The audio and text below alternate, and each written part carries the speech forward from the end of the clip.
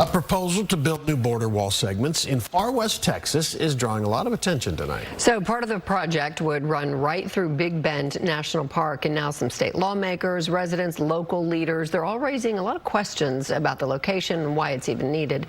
Fox 4's Casey Stiegel live in studio with a closer look. Casey. Steve Heather, Big Bend has seen a fraction of illegal border activities compared to other Texas sectors, yet the Texas icon is now facing controversial construction with contracts to build it expected to be awarded in the next few weeks. In far west Texas, where the Rio Grande cuts through canyons and tourists come for stargazing in solitude, a new border wall could soon rise in and around the beloved Big Bend National Park. I think that is a national treasure. I think it's something that we're supposed to be good stewards of to protect. Republican State Rep Wesley Verdell represents District 53, which borders part of the affected area. He tells Fox 4 the location defies logic.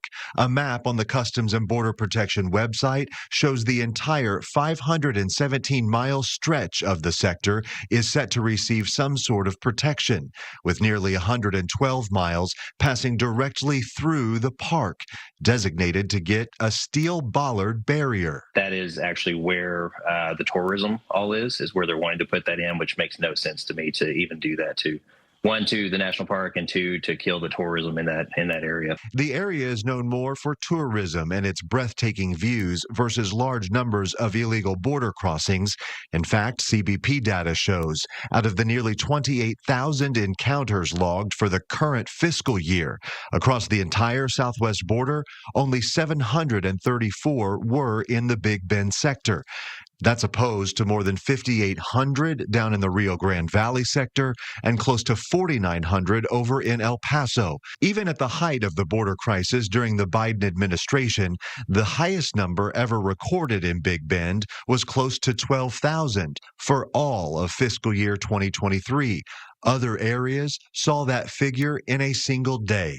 It doesn't make sense to destroy our national park simply to put the border in there when we have such low crossings already. Democrats also agree this location in particular is problematic. We can protect our borders without destroying the very things that make Texas worth protecting, because Big Bend belongs to Texans. CBP told Fox 4 Thursday evening it would take a few days before they were able to provide us with a comment or statement.